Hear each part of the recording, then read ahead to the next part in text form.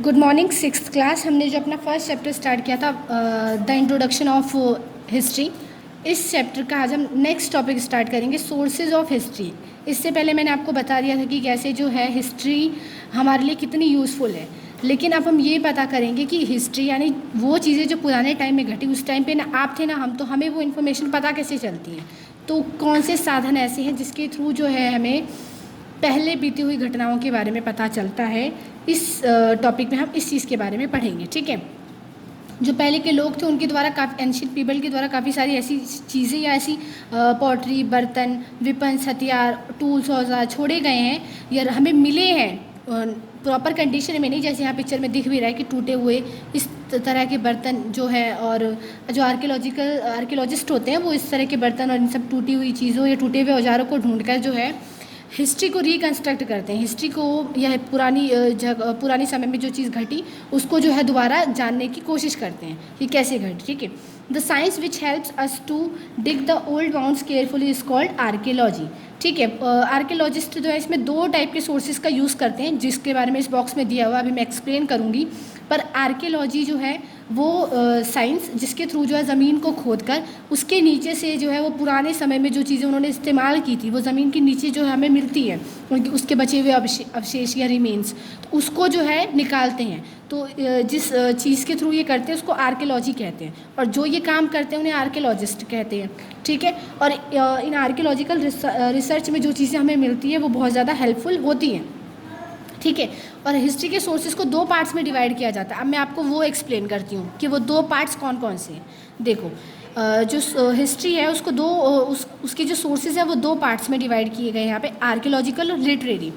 Archaeological वो sources होते हैं जो है मॉन्यूमेंट, पुरानी इमारतें, प्राचीन इमारतें जो हमें मिलती हैं, जैसे कि लाल किला या फिर दूसरी और भी बहुत सारी गुफाएं मिली है, केव्स मिली हैं, अजंता केव्स जिसके बारे में आप आगे पढ़ोगे, और एलोरा केव्स। ये ऐसे गुफाएं हैं जो है जहाँ पे एंशियंट यानी पुराने जो लोग थे उनके द्वारा बनाई गई पेंटिंग्स हमें मिलती हैं इन केव्स में, इन गुफाओं में। ठीक है, मॉन्यूमेंट, कॉइन्स, सिक्के भी मिलते हैं ज़मीन से खुदाई के दौरान हमें, पॉटरी, बर्तन भी मिलते हैं टूटे फूटे। ठीक है, इंस्क्रिप्शन मतलब वो अभिलेख होता है जो कि जो है या तो मिट्टी पर या फिर जो है किसी इमारत के ऊपर लिखवाए हुए थे। कभी आप किसी मॉन्यूमेंट पे जाओ या किसी प्राचीन इमारत पे जाओ तो आप वहाँ पे देखोगे कि उनकी दीवारों पर कुछ मैसेज लिखा होता है, वो दूसरी लैंग्वेज में लिखा होता है, क्योंकि उस समय जो है अलग अलग डिफरेंट लैंग्वेजेस लोग यूज़ करते थे, तो वो लैंग्वेज भले ही आपको समझ ना आए पर कुछ लिखा हुआ है ऐसा आपको दिखेगा। तो वो जो लिखी हुई जो चीज़ है वो दीवारों के ऊपर या मेटल्स के ऊपर, वॉल्स के ऊपर, तो वही इंस्क्रिप्शंस होता है। ठीक है, अब जो लिटरेरी सोर्सेज होते हैं इसमें सारी रिटर्न चीज़ें आती हैं। हमें जो है इन आर्कियोलॉजिकल सोर्सेज के अलावा जो आर्कियोलॉजिस्ट ढूंढते हैं, खोजते हैं, तलाशते हैं और इन्वेस्टिगेशन करने के बाद उन्हें ये एविडेंस मिलते हैं, लेकिन इसके अलावा कुछ हमारे पास रिटर्न रिकॉर्ड्स भी हैं, कुछ मनुस्क्रिप्ट्स हैं, महाभारत या रामायण जैसे रिलीजियस बुक्स हैं जिनके थ्रू जो हमें पता चलता है कि उस समय की सोशल कंडीशंस कैसी थी, लोग जो है कैसे समाज में रहते थे, या इकोनॉमिक कंडीशन कैसी थी, लोग गरीब थे या अमीर थे, इन सब चीज़ों के बारे में पता चलता है। इसके अलावा कुछ फॉरेनर ट्रैवलर्स भी होते हैं जो विदेश से इंडिया में आते हैं, दूसरे कंट्री से इंडिया में आए थे और उन्होंने इंडिया में जो भी चीज़ें ऑब्जर्व की या जो भी एक्सपीरियंस किया उसको बुक्स में लिखा। तो ये लिटरेरी सोर्सेज और आर्कियोलॉजिकल सोर्सेज, इन दोनों सोर्सेज को जो है हिस्टोरियंस जो इतिहासकार होते हैं इसको स्टडी करते हैं, उसके बाद जो है इतिहास की चीज़ों को समझने की कोशिश करते हैं कि ये जो कॉइन हमें मिला है कितने जो कॉइन्स होते हैं, जैसे यहाँ पर भी आपको कॉइन दिखाई दे रहा है, इस कॉइन पे कुछ पिक्चर दिखाई दे रही है ना आपको, और कुछ रिटर्न में लिखा हुआ भी है। यहाँ पर दूसरी लैंग्वेज में लिखा हुआ है तो आपको समझ नहीं आएगा, पर लिखा हुआ भी दिख रहा है।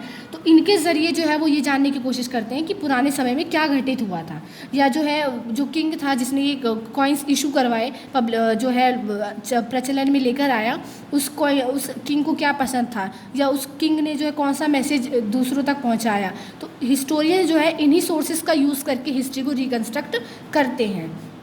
खुदाई के दौरान भी बहुत सारी चीज़ें मिलती हैं जो कि आपका जो है पूरे पैराग्राफ में दिया हुआ भी है कि खुदाई के दौरान जो चीज़ें मिलती हैं उनका यूज़ भी करते हैं वो ये जानने में कि लोग जो है मिट्टी के बर्तन मिले, तो इससे क्या पता चलता है कि उन लोगों को जो है इस चीज़ के बारे में पता नहीं था कि मेटल्स के थ्रू भी बर्तन बनाए जाते हैं। लेकिन जब फिर और थोड़े टाइम पीरियड बाद जब हम और दूसरी एविडेंस हमें मिलते हैं तो उसमें हमें ये भी मिलता है कि मिट्टी के बर्तन के बाद लोगों ने जो है मेटल के थ्रू बर्तन बनाना भी सीख लिया। ठीक है, the excavation at various sites have proved that great civilisation existed in different parts of the world। और जो है बहुत सारी खुदाई के दौरान जो है ये चीज़ें हमारे सामने आई कि बहुत सारी जो सभ्यताएं थी, बहुत सारी सिविलाइजेशंस जो थी वो इस्टेब्लिश हुई वर्ल्ड के अलग अलग पार्ट में। इंडिया की भी एक बहुत जो है इम्पॉर्टेंट सिविलाइजेशन है हड़प्पन सिविलाइजेशन, ठीक है, जिसके बारे में आप आगे पढ़ेंगे चैप्टर में। The ruins and the remains of temples, palaces, stupas and caves have proved to be a great historical value. इसके अलावा इंडिया में बहुत सारे स्तूप पाए जाते हैं। सांची में एक स्तूप है, स्तूप के अंदर जो है ये स्तूप बौद्ध धर्म में बनवाए जाते हैं, और स्तूप के अंदर जो बौद्ध महात्मा बुद्ध थे उनकी चीज़ों को, उनके मरने के बाद जो उनकी चीज़ों को अलग अलग जगहों पर रखा गया ज़मीन के नीचे, और उसके ऊपर जो है स्तूप बना दिया गया। स्तूप वो हाफ सर्कल, कटोरी देखी होगी आपने, बिल्कुल वैसा ही ढांचा होता है, उल्टी रखी हुई कटोरी जैसा। आप सांची के स्तूप की पिक्चर सर्च करेंगे तो आपको पता चलेगा। और भी दूसरे प्लेसेस पे स्तूप पाए जाते हैं, सारनाथ में भी एक स्तूप है, काफ़ी सारे मंदिर बनवाए गए थे, गुफाएं भी जो मैंने आपको बताया अजंता और एलोरा, इनकी अपनी एक अलग वैल्यू है। उनके थ्रू हमें पता चलता है कि उनकी क्या वैल्यूज़ थी, उस टाइम के लोग जो है क्या सोचते थे या कैसी मान्यताएं थी उनकी। They have yield valuable information about the different types of people, और इनके थ्रू जो हमें अलग अलग लोगों के बारे में जानकारियाँ मिलती है। अब देखिए इसके बाद से हम अपनी नेक्स्ट वीडियो में पढ़ेंगे। आपको मैं होमवर्क दे देती हूँ। आपका होमवर्क ये है कि आपको आपके बुक वर्क का F पार्ट का 1 और 4 फिल करना है, और क्वेश्चन नंबर C जो है मैचिंग है जो कि आपको फिल करनी है बुक में ही, ठीक है। अपना होमवर्क आप लोग टाइम से कर लेंगे, और इसके आगे हम अपनी नेक्स्ट वीडियो में पढ़ेंगे।